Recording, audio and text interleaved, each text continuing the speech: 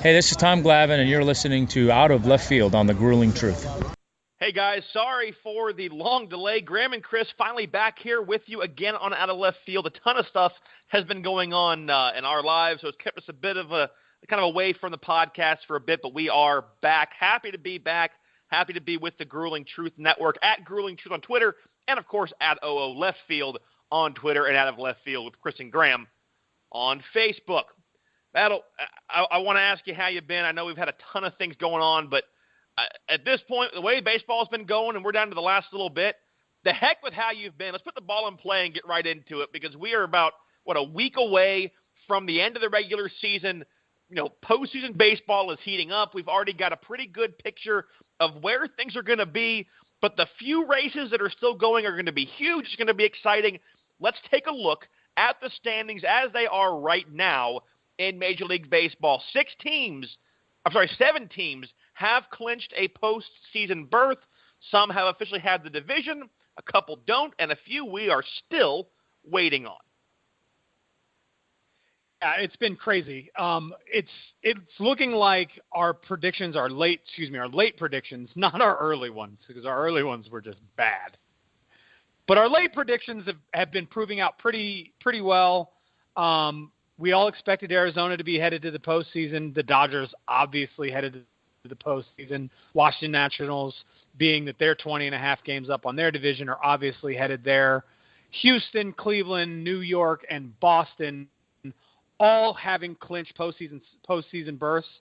The interesting thing about that is that Boston and New York are both mathematically in the playoffs. We just don't know in which position they'll go, because neither have been mathematically eliminated from the division lead.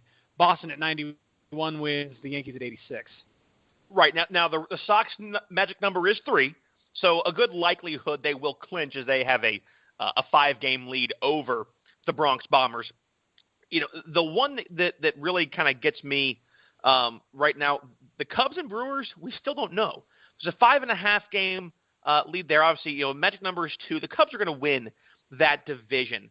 But that wild card is still going to be fun, and we still don't know what's happening with the second wild cards in either division. Both are wildly up for grabs. As you mentioned, the Yankees or the Red Sox will end up being one of the wild card teams, most likely the Yankees, but they're going to be in there. But right now, the Twins are sitting in there.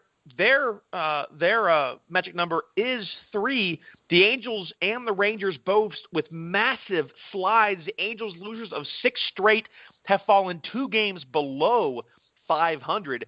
And the Twinkies at 82 and 74 are looking at one hell of a run in 2017 to the postseason this year.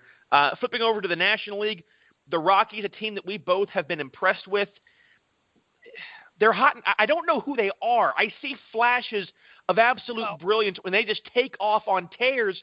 Then they go 3-7 in their last 10. They're 83 and 72, but they're only a game and a half up on Milwaukee. Well, and the problem is that all season they haven't been a consistent single team. You say you don't know who they are. Well, we don't know really who they've been at all this year. Yes, for the most part, they've been winners, but we don't really know who we're going to get in the postseason. We've said on this show before many times that the postseason is a microcosm of the regular season. And if they go on these hot and cold streaks in the postseason, it only takes one in the wild card game. Should they make it past Arizona, which I don't really think they're going to, should they make it past Arizona, who are we going to see in the divisional race? Which Colorado's Rocky team do we get? Do we get the Colorado Rockies team that won, 11 games in a row earlier this year? Something like that, yeah. Or do we get the 7 Colorado Rockies that we've seen so often recently? My only, hope for why I want the Rockies to win is because of the bad blood that we were beginning to see and the drama we were beginning to see in the desert recently when they played Arizona. A series that I wished you and I could have gone to. Because it was getting chippy. They were getting nasty at each other, jawing back and forth. That's what you want for playoff baseball. And while, I still wish that the wild card was a best of 3 instead of a best of 1, That just makes for great drama in a one-game playoff. So, now I mentioned the Brewers are a game and a half out. The Cardinals are also – they're only 2 games back. They're the only 2 teams left in the National League that can make a play at the wild card. I think at the end the Brewers do have the best possible option to make it. But, again, we'll see if they can overtake the Rockies. A team that we know is not going to go to the postseason, that has done a massive dumping of assets. The one asset they need to get rid of that they won't be able to due to a massive contract that they signed him to in Mickey Cabrera are the Detroit Tigers, the worst team in the National League Central. They are 62-94. 20 games out of the wild card, 35 and a half games back of the Tribe. They are easily the worst team in the American League, and at 62 wins, here is the scary thing. They have the same record as the worst team in baseball we talked about all year in the Phillies.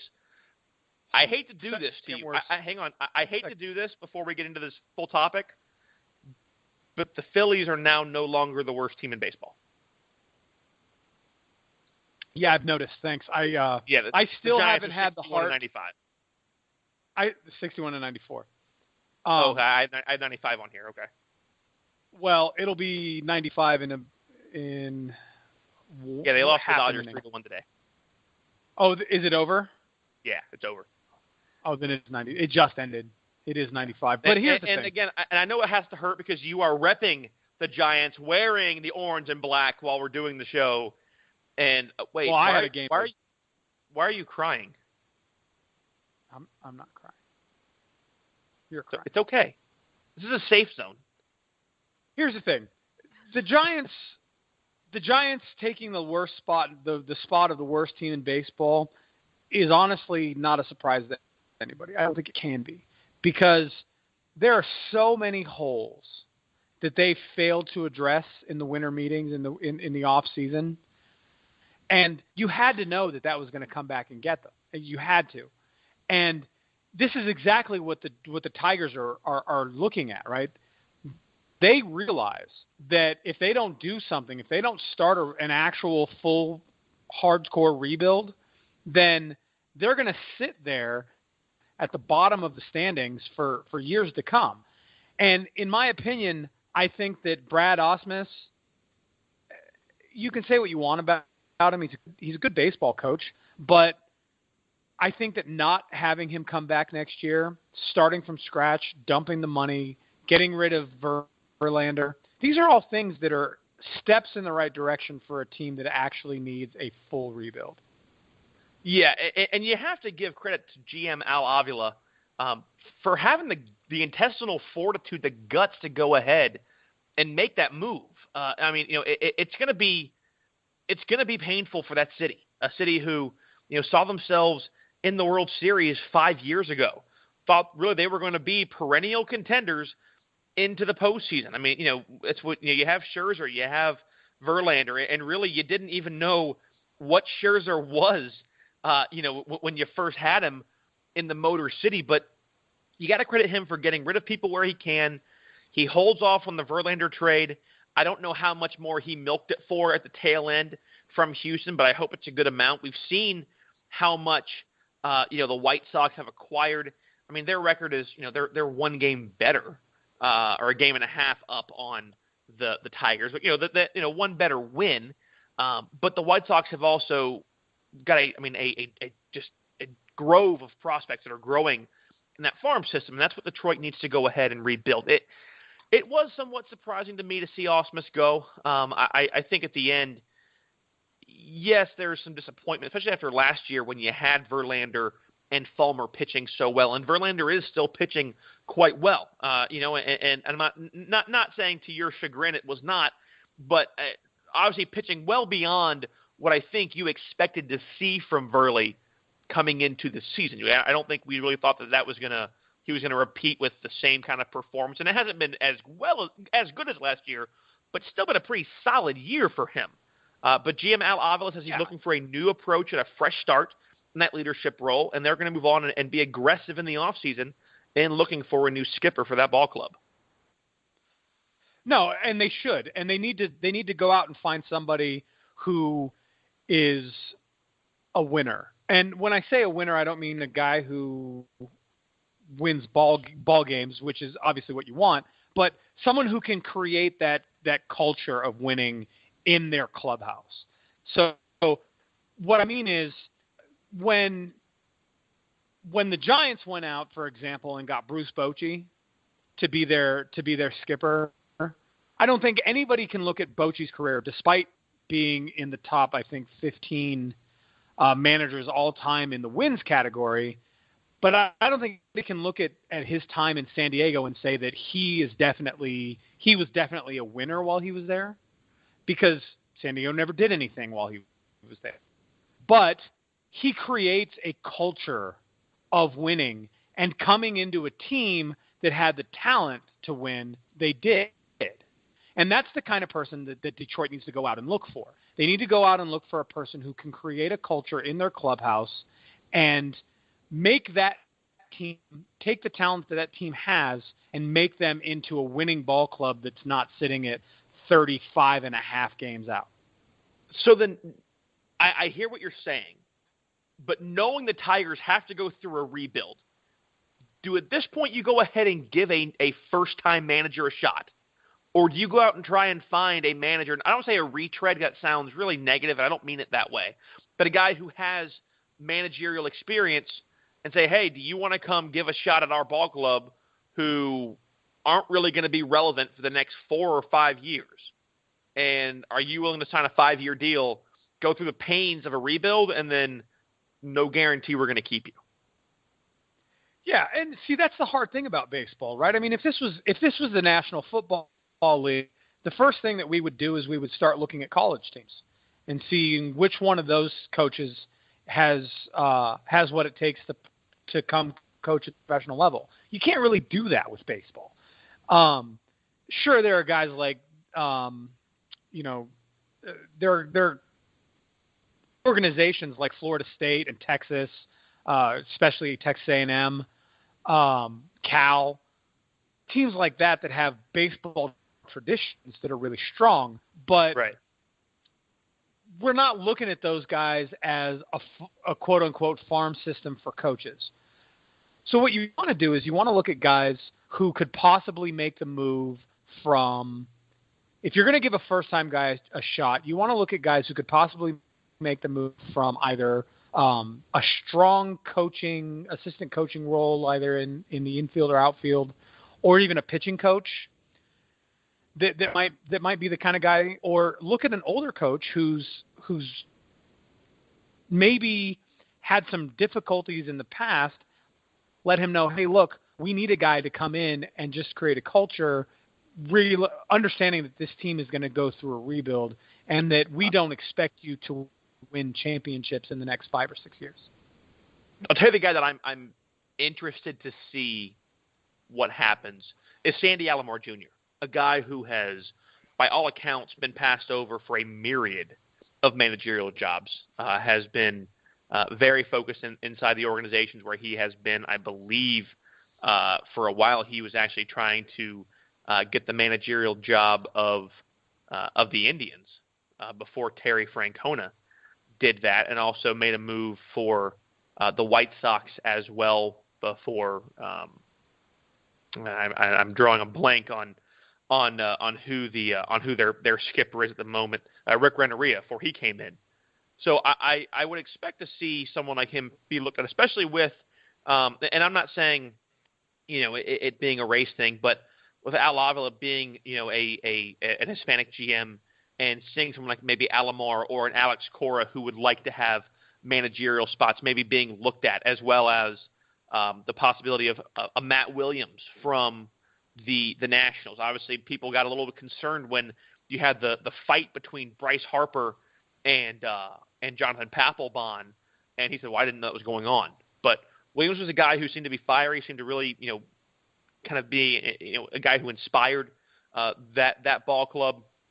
So, yeah, I will be interested to see kind of, where they begin to go from there. There are quite a few guys who we haven't seen in the league, for a while. And, Freddie Gonzalez, those kind of guys, Ron Gardenhire, who was with the Twins for years. So definitely the options. I would say, though, I think at some point, yes, I think Alomar will get a look. But it'll be interesting. In the same division, though. Yeah. Sorry, I think that to throw names out, obviously, I think the guys that you have to look at this point are Alex Cora, because I just think that Alex Cora is going to end up on a big league as a big league manager. It's going to happen. Well, he's with Houston right now, I think, as a bench coach. So he's definitely in a great organization where winning is huge, and he's feeling the love of that, that culture right now and soaking it up in Houston. But another bench coach you got to look at is Dave Martinez, I think, because he's a guy raised for a long time. Well, he's with the Cubs now. Oh, that's right. That's right. Yeah, as a bench coach, but he's one of those guys that even Joe Madden says, yeah, no, he's a next up kind of guy for a head coaching or a manager position on a major league ball club. So I think those two guys probably number one and number two. Ozzie Guillen's another guy you could probably look at. Brandon Hyde, maybe the Cubs first base coach. But I would look for Alex Cora, Dave Martinez, especially with the way that club's going to be rebuilding. Those are guys that they can get that they're not going to – not that you pay a ton of money to managers anyway, but those are guys that they're going to be able to get to give a shot without paying a whole bunch of money and not putting any undue stress on them about putting them in a position. Terry Francona came into the Indians organization with the expectation that he would make them world champions. Right. And I don't think that's why I don't see Ozzie Guillen. That's why I disagree with Ozzie. To me, Ozzie is a short fuse kind of guy, and I don't see him being a manager that would be effective with young kids, young talent coming in with that kind of fire where they're not going to be that solid of a team right out of the gate. I don't see him fitting in that kind of environment. It was great when they were winning in Chicago. Then once they began to lose, it wasn't pretty, and I don't think that would be a great fit. But the guy that you just mentioned, who is a great fit, is Terry Francona. I mean, a manager of the year candidate every year, already has 2 World Series rings under his belt, came within 3 outs and a huge home run by Rajai Davis last year of getting a third for the Indians in the city of Cleveland, and is looking like they're primed to do it again as they have taken the lead in the American League divisional standings. And this team went on an unprecedented run. The second best streak in Major League Baseball history, the best streak ever in the American League of 22 straight games. And I get, guys, we are a little bit behind on this, but if we tried to do a baseball show and not talk about what the Indians did, we might as well just hang up the headsets and not come back on, because it was history. It was fun to watch, and only the Tribe could make history happen in a way that had you riveted on the edge of your seat, playing against, I think, the Tigers and then the Royals to go ahead and get to 21 and then 22 respectively.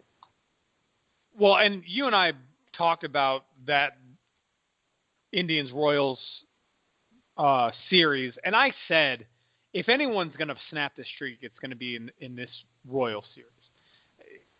If they don't drop one to the Royals in this 3-game set, then they might win 30, 31 games in a row, because there's nobody else in that division, and they're playing in a bunch of division games right now. There's nobody else in that division that's going to beat them. And there's not a whole lot of teams in other divisions that's going to beat them either. They went to L.A., and now the Angels have dropped. I mean, the Angels are on a horrible losing streak, so it definitely didn't knock off enough to make the Angels happy. That's for doggone sure. So, I mean, we said that the team that had the best opportunity to snap that streak was the Royals, and sure enough, that's exactly what they did. But let's not let that put a dampener on exactly what Cleveland accomplished here. They went on the in my personal opinion, and obviously we talked about how the narrative changed almost overnight on this, but in my personal opinion, they went on the greatest winning streak in modern baseball history. And for the whole focus of the streak to be on that number 22 for so long, and then as soon as they attain it, to instantly jump to, well, the 1918 Giants won 26. Okay, but that's the dead ball era. There's a clear delineation both in the Hall of Fame and in the record books about the dead ball versus live ball era. Not apples to apples at all. Travel wasn't the same. Teams weren't the same. Talent was nowhere near the same. And they weren't playing every day. They weren't playing every day. So when they were getting 2 and 3 days off because they had to take the train from one part of New York to wherever, they might have to go to St. Louis or something, 3 days on a train, that's not the same thing. So in my opinion, they own that number 1 slot. You don't include the 1916 Giants simply because that's the dead ball era. You make clear delineation in the record book, and you can't. There's nothing that you can do to take away from what the Indians did here. It was an incredible thing to watch. And as a Bay Area kid, #Windians. As a Bay Area kid, it was just as much fun to watch the Indians do this. I was jumping up and down when they had that late inning magic to win number 22. Just as much you and I were talking. I mean, I don't think we've had that much excitement really. I can think of 2 times in baseball you and I have been that excited in discussing, and that was the Rajai Davis dinger in Game 7, where it was like that just happened, and then the inside the Parker that David Peralta hit when we happened to be at the Cubbies game. I mean, just because how often do you see that? But I mean, when it comes down to things on the field that are that house that much kind of historical significance, easily the 2 biggest moments that I can think of that have had that kind of visceral reaction for me, where I just can't help but kind of yell out because I'm kind of waiting on bated breath to see, okay, can they do it? Can they do it? I know it's baseball, anything can happen, and then anything happens. Yeah, exactly. And it was just as much fun to watch this run as it was to watch the A's do it a decade and a half ago. But like I said, you can't take anything away from what the Cleveland Indians did. It was just an amazing thing to watch. And this is the kind of winning streak that put other teams, not only in their division, but outside of their division, into a tailspin. You mentioned the Los Angeles Angels.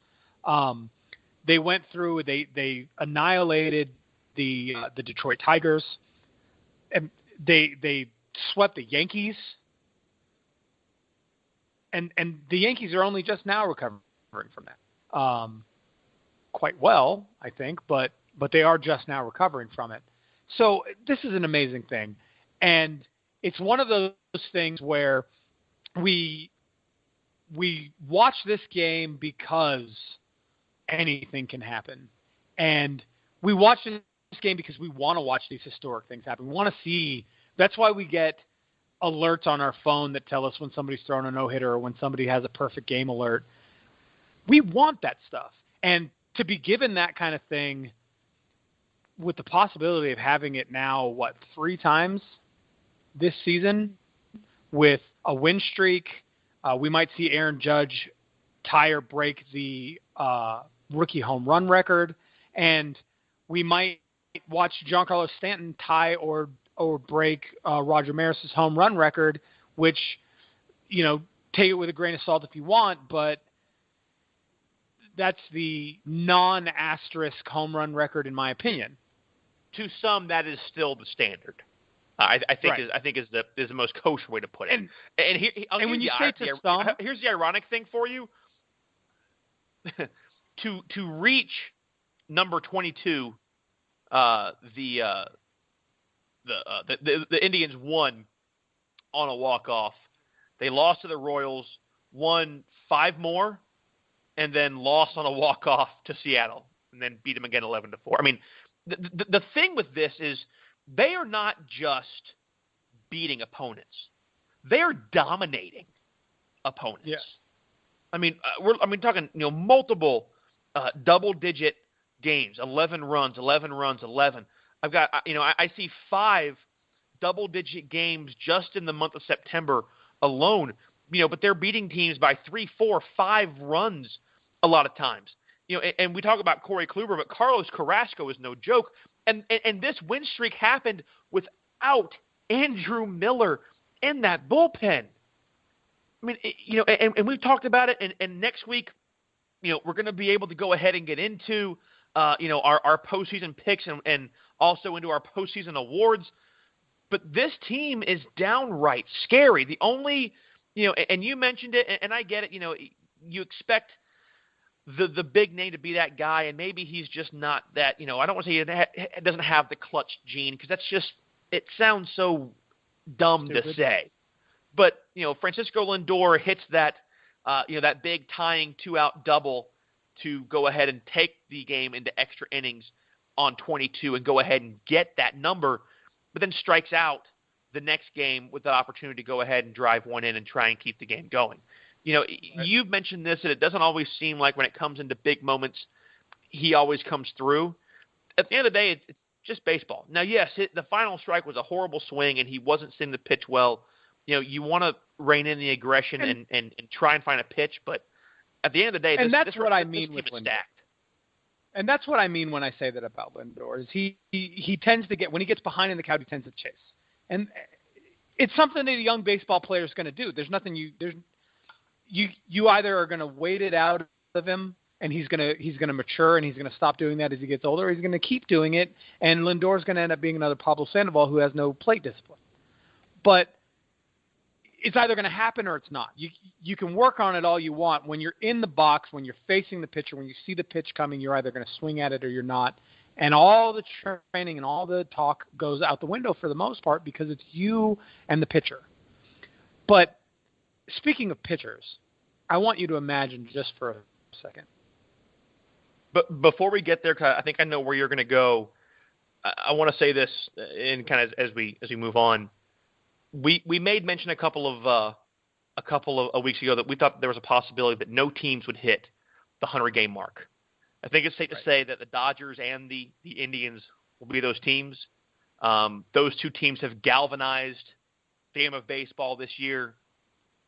Coming up, when we come back, there are 2 really big things that have galvanized the sport of baseball. So before we go, I just want to put this picture in your mind. 5 or 6 of the best pitchers in the American League are split between the Indians and the Astros. Imagine what that matchup is going to look like in the postseason. Well, if Chris Sale and Drew Pomeranz have anything to say about it, it just might not happen, but we still might see 2 of the best pitchers in the American League this year going up against the Indians. I'm looking forward to seeing that Stros-Red Sox matchup. Again, I think when it comes down to it, this has been a galvanizing regular season. It's going to be a galvanizing and polarizing postseason. When we come back, we have had 2 very galvanizing, riveting stories in Major League Baseball. One out of the Big Apple, one right near the Bay in California. A lot to talk about, some things that you might agree with, some things you might not. All we ask for are open minds here on the show. Look forward to hearing what you guys have to say. We'll be right back on Out of Left Field after these messages from Replenishing Technologies. Replenishing Technologies helps athletes of all levels train, recover, and perform at their absolute best. We do this by offering the PEMF 120, the world's leading pulsed electromagnetic field therapy device. Workouts, injury, and stress cause cells to lose their natural power. PEMF works like a battery charger, helping cells regain the power needed to dump toxins, take in oxygen and nutrients, and repair. 95% of athletes report less pain, increased range of motion, more energy, and they simply feel better after using PEMF 120. If you'd like to count yourself among that group, contact us at www.replenishingtechnologiesinc.com. And we're back on Out of Left Field. Thank you so much for sticking with us. Graham and Chris here with you. Get a hold of us on Twitter at OO Left Field. Of course, Out of Left Field with Chris and Graham on Facebook. Shoot us a message there and the Out of Left Field baseball community page. Also, you can read everything at The Grueling Truth and thegruelingtruth.net. All kinds of good stories off of your power rankings for the NFL, for baseball, CFL, Canadian Football League stories, a ton of boxing stuff. Loving how boxing is becoming free on ESPN, kind of trying to bring some life back to that sport. And obviously some huge things have happened in the world of boxing with judges' decisions and some stuff in the Triple G Alvarez fight. If you guys want to look at some of that stuff, take a look at The Grueling Truth on Twitter and thegruelingtruth.net. So we mentioned that there have been two massive things happening in the game of baseball that have really just gotten all eyes onto the sport for, I don't want to say not for the right reasons, but have people looking at baseball with a raised eyebrow, a cocked head, trying to figure out what's going to happen next, where is the game going. Bruce Maxwell for the Oakland Athletics took a knee, becoming the first player that we know of in the major leagues to do so, which obviously, as we discussed earlier this year, Adam Jones did not. Actually, last year, our first talk with Adnan Virk, he said that baseball was a white man's sport, and that was why players wouldn't take a knee, as most African-American players weren't needed. That's something we're going to get into here in just a minute. But before that, a tragedy that could have been much worse in the Bronx, in the Big Apple. Todd Frazier with just what can only be described as a freak foul ball off the bat, 105-mile-an-hour bat or a ball off the bat, goes into the stands and makes severe contact with a toddler in the stands, a little young girl who is immediately taken to the hospital and is said to be in stable condition, but has a very long recovery. Chris, I know that you and I have thoughts on this, for the most part, similar thoughts, but this has happened too many times. We've seen people get hit with foul balls, pieces of bat have gone into the stands, a barrel hit the head of a woman not too long ago. We know how dangerous these can be. Base coaches now wear helmets. We saw in the spring training several years back a player get impaled in the chest by a bat when it shattered and the shattered end struck him basically right in the sternum. I can't imagine what Todd Frazier is going through still. He looked sick. He looked like he wanted to pass out, throw up. He was nauseous. It's awful. But baseball has to do something. And yes, the knee-jerk reaction is leave it alone. But what do you do? At this point, if you're Major League Baseball, what's the answer? To me, I get both sides of extending netting and not. My question to you is, what's your choice? Well, I think that in light of the idea that those seats down close to the field are dangerous inherently, Major League Baseball has to do something. Because as the father of a young girl who's only about 3 years older than the 4-year-old girl in this story, I can say that if I was sitting there, I'd be worried about it too. I would be worried about something like that happening too. Yes, I take a glove to the ball field. Yes, I always wear a glove. Even when I'm sitting behind the netting, I wear a glove because, popped up foul balls can come over the net just like anything else. Sometimes they bank off that. They'll go through that net. I've seen that happen plenty of times as well. Sometimes they bank off of the of the second deck and they come back down. I wear a glove when I'm at the ball field, but I can't when I'm there with my wife and my daughter and I'm trying to watch a game and I'm trying to pay attention to everything. I can't be sure that I'm going to be able to get my glove in front of my daughter every single time. And in my opinion, while you have to understand that you're taking a risk by sitting that close to the field, it's unfair to say that only people who can accept that risk legally, that being adults, only adults are able to enter into a legal contract of any kind, including the acceptance of any form of risk. Right. I think that you can't say kids can't sit there, because we all want our kids to be able to get as close as possible to the action and watch the game and understand what's going on. And beyond banning children from those lower areas, I don't see how not extending the netting makes any sense. Extending the netting is the only way to make it safe down there for kids. And so beyond banning a child from sitting there, you have to extend the netting. And I'm not saying put 20-foot tall netting all the way down the side of the field and let nobody get foul balls. That's not what I'm saying. What I'm saying is, in those danger areas where you're going to get the 100, 105, 106 mile an hour line drive foul balls over the dugout, put 8 feet of netting up over the dugout. Protect those people. I came into this wanting to debate, because that's the beauty of the show, is that we like to look at different points of view.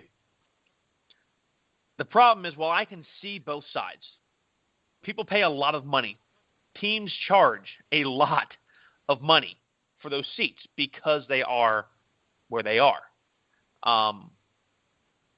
Over $200 a seat. Easily. At the end of the day, the fun of being there is a possibility of getting an autograph, getting foul balls, just being close to the field where you can hear, and you don't always hear the best things either. And if that's the case, then if someone's going to have a reaction to what they hear, again, you have the option of the tickets that you get. It's why I think, to a point, I wish that ball clubs would open the doors a little bit early to allow more fans in to try and get their autographs, to have a chance to see the players that they want to see. That being said, as much as I want to debate this with you, I can't. It's the safety has to become paramount. We've already seen the NHL require nettings behind goals and a good, basically from blue line to blue line around the backs of goals, because a young girl was killed, lost her life because a puck hit her in the head. She died. We've said this enough of what is it going to take for baseball to go ahead and make the change. My hope is that seeing this little girl who came to a game who didn't really have probably the foggiest clue what she was really watching, this is what it takes, where she is at least going to be okay, that she can recover. I think 10-foot nettings make sense. Here's the caveat I will give you. We've seen it work in the NFL. The biggest complaint is, well, how are kids going to get autographs? Extend the netting to the end of the dugout. No further. Because if you have on-field bullpens, it's great to be able, you can have interaction. Very easy to get baseballs. And once you're that far down, the ball's still screaming, but you have a chance to either get out of the way, know where it is. If it's bending, you got to hope, that you can at least see the bend and get out of the way. But make when you put the poles in place for the netting, allow them to be raised by rope and lowered, the same as they are behind the goalposts. By doing that, you lower the netting on top of the dugouts. Fans are able to be on top of the dugout, be right at the edge, get their autographs, be able to banter back and forth with players if possible. When the game begins, you have personnel in place to raise the nets up, tie them off, whatever you have to do, lock it down so they can't be lowered, and they're in place until the game is over. We're seeing a comeuppance, if you will, of young fans. Now, the outfield has become kind of the prime seats, because we're seeing so many players now engage with the youth in the outfield, playing catch with kids, coming into the outfield and warming up, tossing a ball in the stands and playing catch back and forth. I love sitting in the bleachers. It's one of the best. I think if you've never gone to a baseball game and sat in the bleachers, then you're robbing yourself of a truly unique experience. Right. But at the end of the day, I have watched you when we got together the last month. I watched you in a batting cage snag balls just with your mitt, just to try and snag your balls with a mitt. 60 feet, 6 inches from a pitching machine throwing 75 miles an hour. And even sometimes you would go, whoa, because it just shifted enough to where it made you cringe. You can't see it coming, and you had enough reaction time, but it wasn't that great. Now, yes, you are further than 60 feet, 6 inches from the plate to where you are in the stands. But in case you haven't noticed, the people in the stands aren't trained, aren't really able to pick up a baseball traveling 105 miles per hour. If they were, at some point in their life, they probably would have been on the field that you're there watching. You have to put the netting up. There is no option. I would love to ask the commissioner of baseball about this. I know Todd Frazier has been in contact with the girl and her family. Again, they say that she is stable. She's doing well, but has a long recovery ahead. There just is no way for me to debate this with you. Frazier says, and I quote, "I talked to the dad, and she's doing good. He's a very nice guy, and we had a 5-minute conversation. I told him I'm going to call every day, and he said that would be good. He told me not to stress over it and to understand it's nobody's fault. This is one of those freak accidents. The family's happy she's okay. She's going to have some tests in a couple days, and hopefully she'll get out of there." And he was enthused about that. The thing is that this is one of those jumping off points that you and I talk about. We always talk about, well, what has to happen, what has to happen. And this is one of those things that you don't want to happen, and unfortunately was the thing that had to happen before anybody responded. And since then, 4 teams have made the decision, independent of Major League Baseball, to extend their netting. Reds, Padres, Mariners, and Rockies have all made plans to extend their netting for 2018. The Yankees are dragging their feet on it. They're saying that it's going to take too much. They've got to talk to season ticket holders. They've got to talk to people who own those seats and make sure, I don't know, whatever it is that they think they need to make sure. The Mets actually extended their netting in July for 11 days. And, so that's the first team that really put any research into the idea. But it's good to see that at least 4 teams have taken the initiative on their own to and what's the worst that can happen? You have to lower some ticket prices? I get this is a business. I'm trying to be a realist here. But but teams, for the most part, overcharge like hell for these tickets.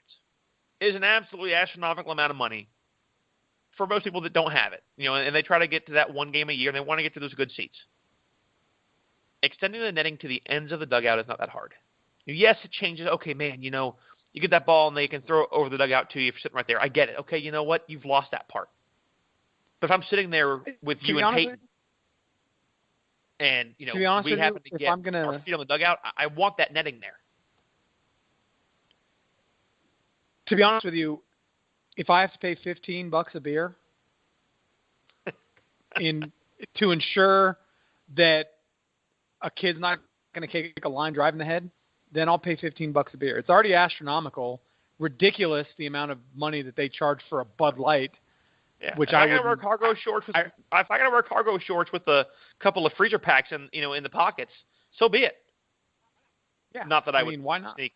Not that I would sneak. No. Who would do that? Totally worth $15 for a cold one. But if I have to pay $15, which is not far off the mark of what you're paying for a beer now anyway, but if I got to pay $7 or $8 for a hot dog, I'll pay $7 or $8 for a hot dog. If it means that a kid's going to end up with brain damage because a team doesn't want to extend their netting. And guess what? People are still going to buy those seats. You can leave them the same prices. People are still going to buy them because they want to be close to the field. You're not going to feel like, oh, my view is limited. I had the fortune to sit 26 rows up directly behind home plate. I was fine. The netting was there. I loved watching the game. I didn't lose anything. Your experience was fortune. I had the good fortune of sitting 8 rows back of the field. That's right. I remember that. Yeah, I remember that picture. Behind the netting. Yep. On just the third base side of home plate, behind the netting. Yep. It was the best view. It was the best view of a baseball game I've ever had in my entire life. And I didn't miss anything for the netting. Nothing. Yeah. I don't see. I don't see what the argument. I mean, obviously, I see the argument against it, but in my opinion, those arguments fall short to the overarching argument of safety. Without a doubt. I mean, at this point, yeah, that they're, look at something besides the bottom line, and understand that you're going to have people that keep coming to those seats. They're going to be willing to do it if you put netting up or if you don't put netting up. But do the right bleeping thing, people. There is no reason to keep seeing these stories, to keep seeing these pictures. You got no problem raising railing in the outfield when a young boy's father trying to catch a ball from Josh Hamilton loses his balance and falls. Or people fall over railings off of escalators. You got no problem changing that. Why is this a big deal? Because we see this much more often than we see that. Yeah, absolutely. How many times have we seen pictures or video of something that could have been a tragedy where a father or a bystander gets his hand in front of a kid's face to stop a bat? Was it last spring training? Yeah, the last spring training, the dad with the bat. I think it was. Yeah. It was viral. Right. Look, if that hand had been an inch lower or a second later, that kid's going to the hospital with a bad concussion, possibly worse. I understand the arguments against it, but I don't see their logic in the face of safety. I also, and here I understand we're going to get a little bit more controversial. As many of you know, I wrote an article a couple of months back outlining the comments made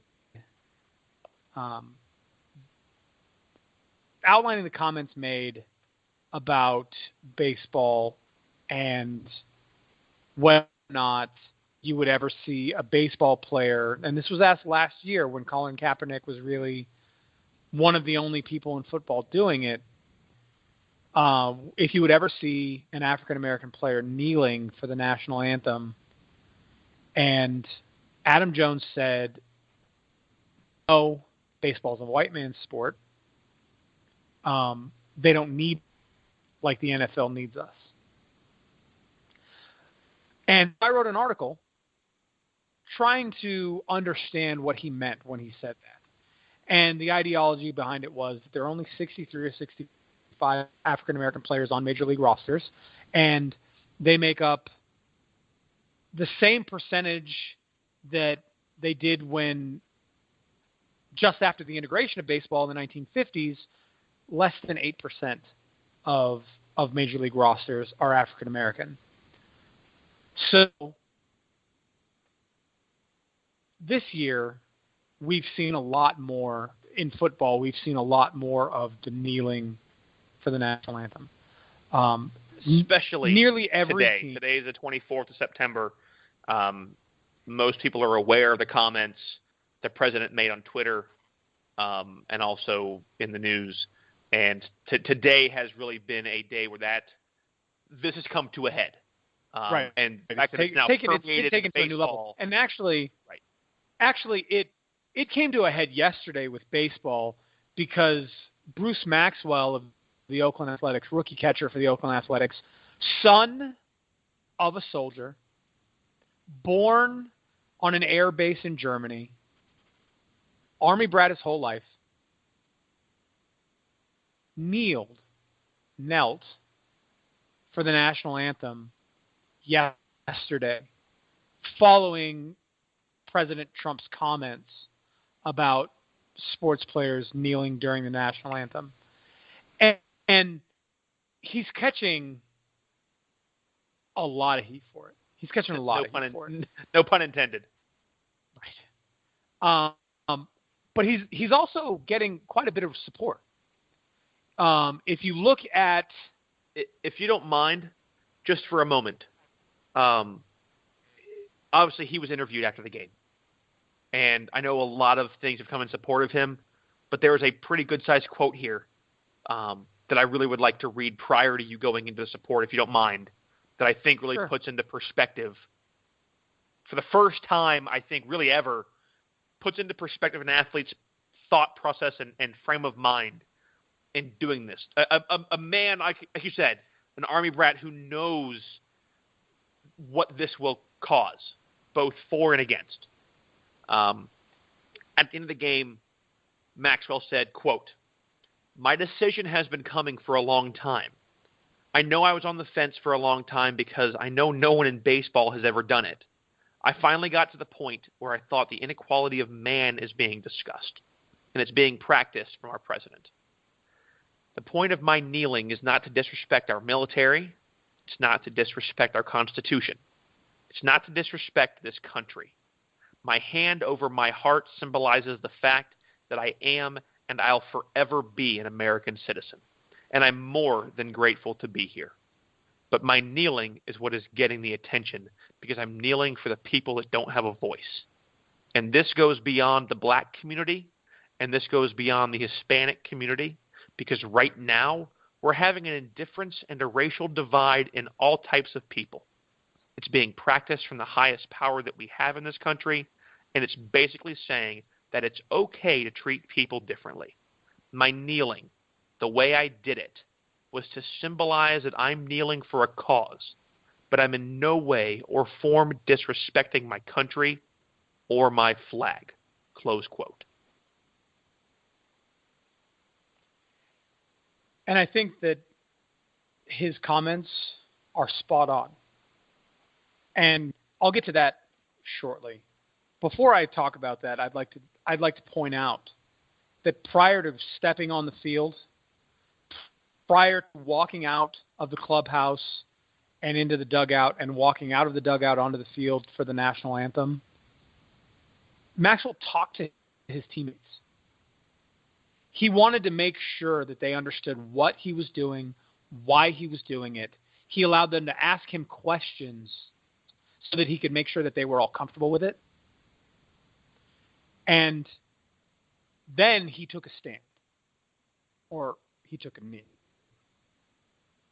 And as you can see, Mark Canha, his teammate, his white teammate, is behind him with his hand on his shoulder in an absolute show of support.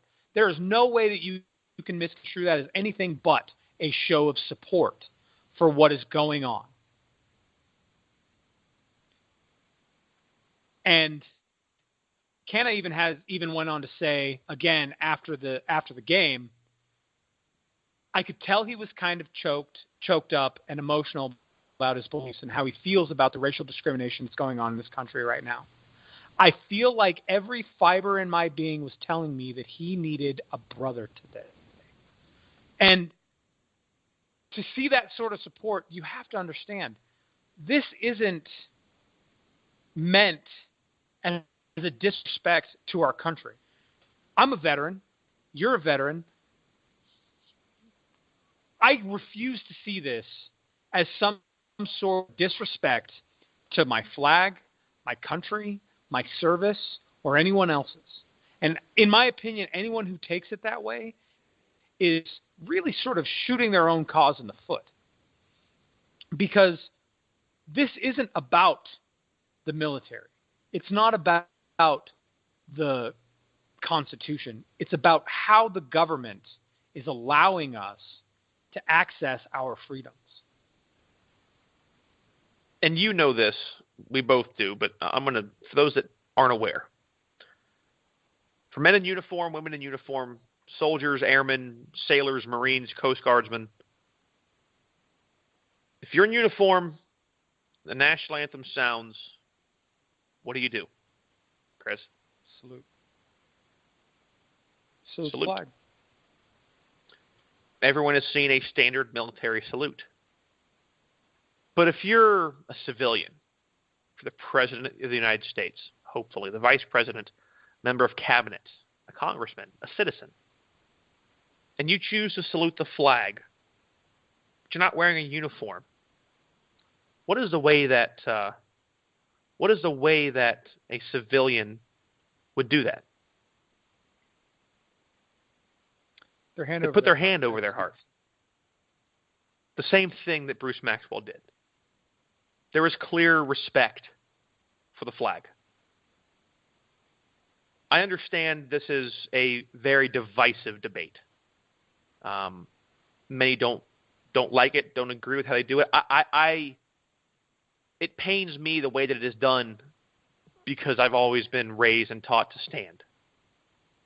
But I understand now more, for the most part, I want to believe, and especially in this case, specifically, as we're discussing, I believe this has nothing to do, and it's obvious, it has nothing to do with disrespect for the country. It is an attempt to speak, an attempt to make something noticed that has gone, at this point, beyond just the BLM movement.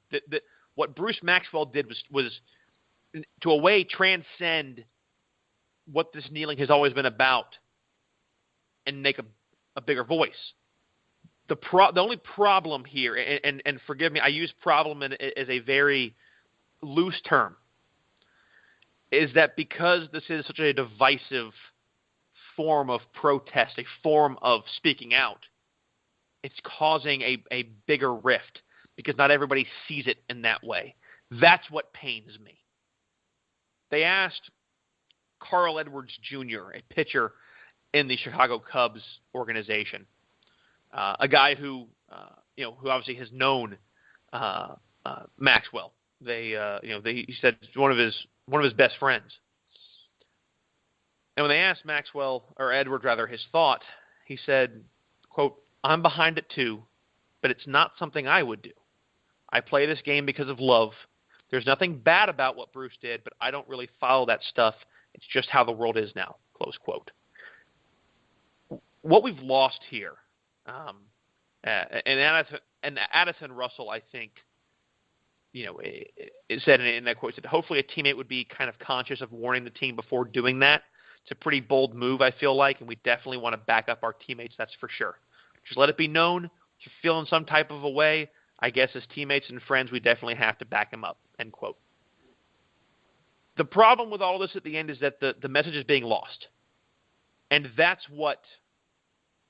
is what needs to change. The message needs to be seen, be understood, and it's not. A lot of people disagree with what they're trying to say or look at it as just a form of disrespect to the country. This is a very, here's the problem. I think to you and I, kind of a sacred platform. People can't make a distinction between the country and our government. Right. And when you can't stop and you can't take a step back and make a distinction between our country and our government, there's a problem. Because if you're just going to sign on wholesale to everything that the government does, you and I have discussed in the past that it's getting really depressing at this point to watch people on both sides of the aisle high-five each other when somebody on the other side screws up. It's not one side. It's not just the Republicans or just the Democrats. It's all of them. And this country right now is being run by people who are so selfish that they would rather watch something happen that is detrimental to the people of this nation just so they can come out on television and say that they were right about someone or something. It reminds me of something that you and I used to talk about a lot, and obviously our political views differ quite a bit, but I will say and to a point, the most prideful way possible, that aside from a few times, and it's caused obviously pretty good rifts between you and I think to a point more on one side than the other. I'm not going to get into that this isn't the forum to do that. But for the most part, I'd say 99% of the time that we've known each other, we've always been able to talk in a way that we know we disagree, but we talk for the sake of understanding. We always said when we were in the Army that you may not have voted for whoever the president was, you may not like a commander, whatever it might be, but you respect the office. You respect the rank. At the end of the day, my hope, and I understand the idea that, with a lot of people like Adam Jones after the comments that were made to him in Boston, that racism, that kind of thing, it still exists. Most likely it always will. But it's going to be everywhere. At the end of the day, my hope is that the players who are protesting the country stop protesting what the United States is and starts focusing on what they want the United States to be. That's where I think this gets lost. People feel like this protest has become a complaint of what is without a lot of dialogue of how it can be changed. And that's where I think this is going. That's what I think is so important about a guy like Bruce Maxwell, who has this background being there. Just as important as the picture of, I believe it was Alejandro Villanueva, the offensive lineman for the Steelers, being the only Steeler to stand at the tunnel with his hand over his heart, a former Army Ranger captain, standing out there saluting the flag that he fought for. It's okay. Chris and I are great examples, except when we fight on the show when he's wrong. But for the most part, so never. It's okay to disagree. It's okay. Just respect people. Respect their right to voice the opinion that they have. Even if you disagree with the way they're voicing it, you know what? They have the right to voice it. That's the beauty of what the United States is. They have that right. So instead of being angry as to why they're voicing it, let's find out why they feel the need to voice it. Find out how we can come together to solve the reason why they feel the need to voice it. This isn't a soapbox. This isn't a show where we go beyond baseball very often. We love to keep this a baseball show. But baseball has finally broken that gap. The dam is cracked. It's going to become a larger crack. The only difference here is that we're near the end of the year. So maybe the story gets kind of brushed under the rug at some point. But Chris, you and I both know this is not stopping throughout the sports world anytime soon. No. The only thing that I think we won't see is anything like this in the NBA. And the reason is because the NBA has instituted a rule in the rule book stating that players must stand for the national anthem or they can face suspensions, which the Oakland A's, by the way, issued a statement after, just within moments of the anthem finishing, stating that, and I quote, "The Oakland A's pride ourselves on being inclusive. We respect and support all of our players' constitutional rights and freedom of expression." And the divisive thing lies in that sentence, right? Not the divisive thing for the Oakland A's or for Bruce Maxwell, but from the president. The divisive thing is for him calling for the punishment of the exercising of constitutional rights when his job is to defend the Constitution, support the Constitution of the United States at all costs. That's the oath he took, it's the oath you took, it's the oath I took. And I think that what we're really getting away from is, and what we're really getting into is we're entering this place where it's more important to show some benign, meaningless respect that you don't feel than it is to exercise the constitutional rights that have been secured. And in my opinion, if you're a service member or former service member who condemns these actions and calls for the removal of these players, then you are, in fact, going back on your own oath. And I think for both of us, it's an oath that we take and it never goes away. I think that's the most damning thing that I can possibly say about the entire situation, is that if you're a service member who thinks that a player should be removed from the sport for exercising their constitutional right, then I think you need to go back and read the oath of enlistment that you took. Because I think for both of us, that oath, even after both of our ETSs from the military, it's an oath that at the end we still stand by, still respect, still care about, still think about, would still follow through if called into it again. If something were to ever happen and there was to be a call, okay, here we go. I mean, that's the way. It's just the way it is. But no, I agree, and I think that's the scary thing here. I don't recall my oath of enlistment having an expiration date. I don't recall my oath having an expiration date. Nor does it say, do this only when you care about it or feel like it. Right. Again, guys, this is something that is going to galvanize the sport. It already is. It will continue to. I think Adam Silver, it may be a progressive enough commissioner. We've already seen the players walk out with their hands up and those things when it came to police shootings. That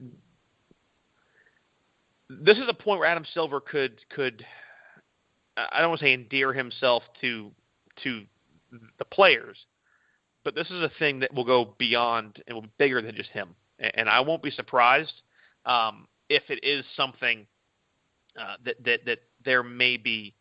I won't be surprised if we see him actually willing to remove that rule, bend it, whatever you want to say. I think that things we may find some glaring changes in the NBA. I agree. Adam Silver does seem like the type of commissioner who we might see something progressive like that from. As someone who hates to end the show on as heavy a note as everything that we've just discussed, from Todd Frazier to Bruce Maxwell, I would just like to sort of redirect a little bit and say that there's 1 week worth of baseball games left. Most teams have between 7 and 8 games remaining in the regular season. It is September 24th, 2017, which means that 6 days from today, 7 days from today, we start October baseball. Hashtag October baseball. What a feeling. It just, there are things in life that you hear that just make you smile, and that's one of them. And the thing is like, how did we get here, right? I mean, doesn't it just seem like yesterday that we were itching for spring training to start? Well, what happens is, I believe it was the Gregorian calendar. It begins in January, and then normally about a month and a half in, pitchers and catchers report to their respective spring training sites. Usually a few days later, all players report. The next month, they play like 20 or so games of baseball to prepare themselves. The beginning of April, they begin a regular season that counts towards playoffs, which normally happen in October. That season normally comes to end near September, which is the month we've gotten to now, and then the next month is normally when playoffs. That's how it happened.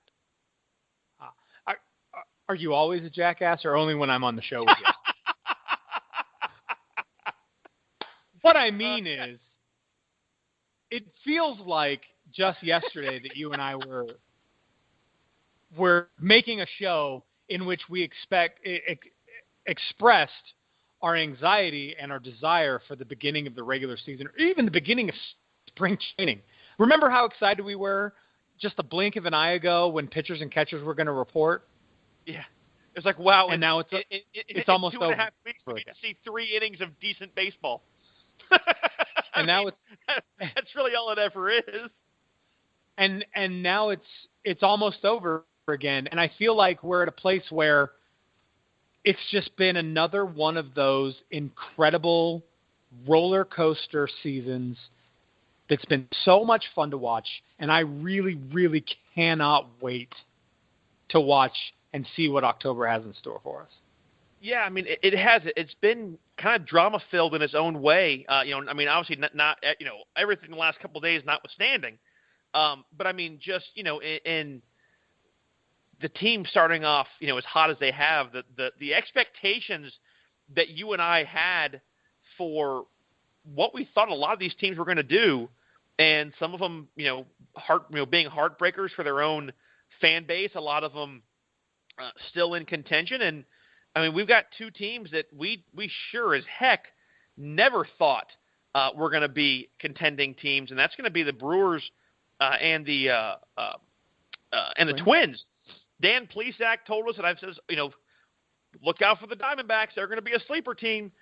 And you and I laughed at him.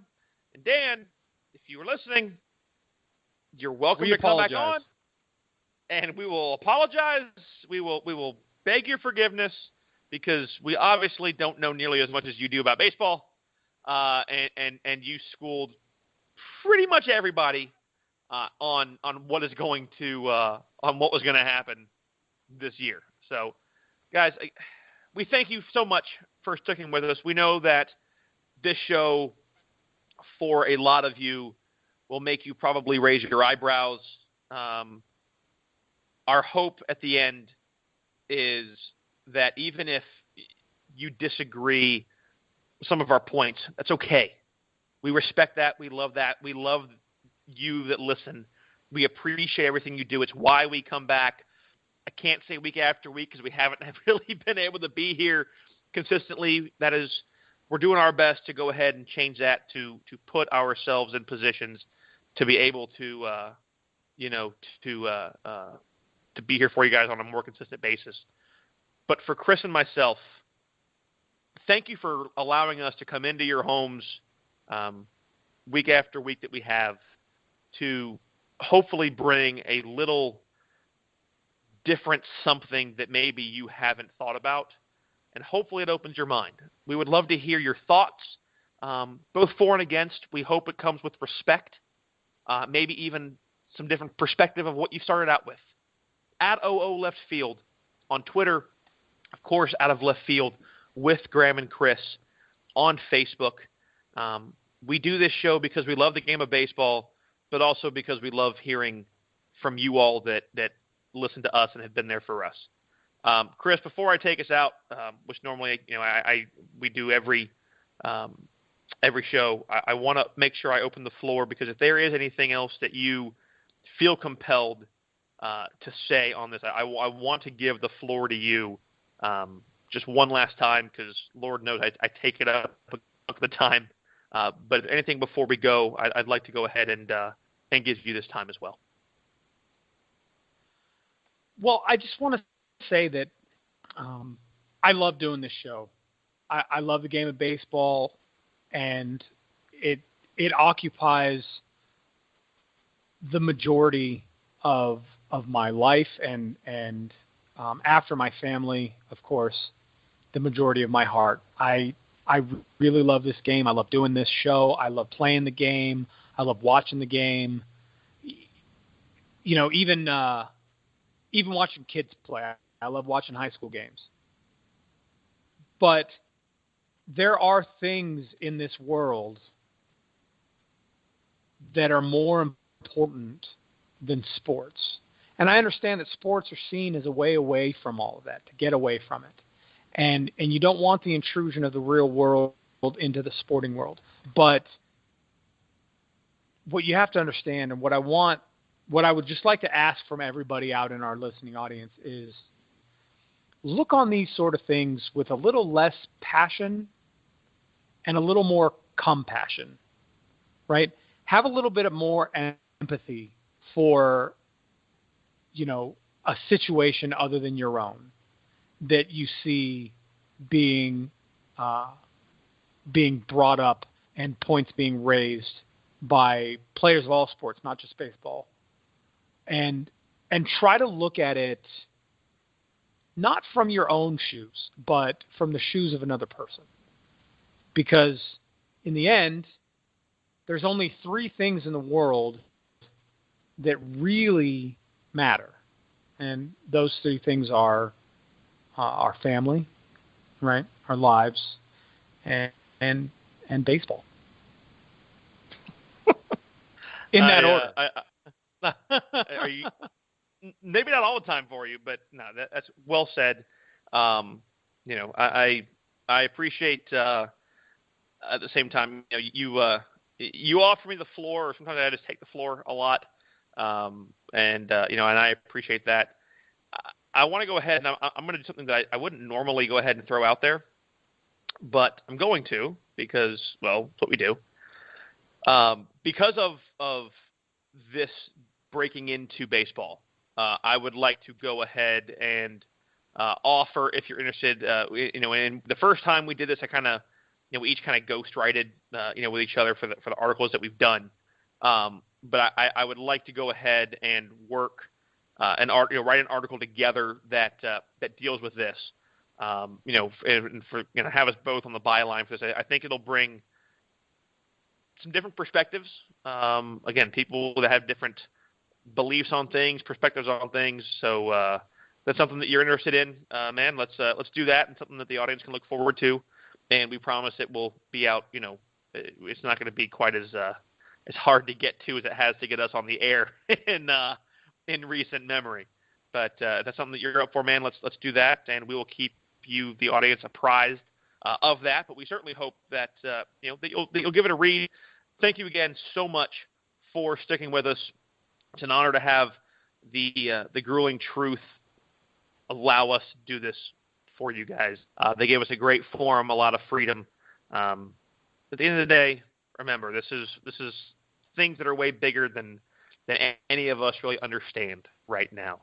Thank you all for sticking with us. A couple more days of the regular season left on top of everything with Bruce Maxwell. Let us know what your thoughts are for postseason awards. Give us your MVPs, your Rookies of the Year, your Cy Young Award winners, and your Managers of the Year in both leagues. Should be getting 8 names from you guys at OO Left Field on Twitter and Out of Left Field with Chris and Graham on our Facebook page. Again, guys, thank you so much for sticking with us. It's been a great show. Been a different show from time, but again, love doing it. Love you guys being here. Looking forward to seeing you guys next week back here on Out of Left Field.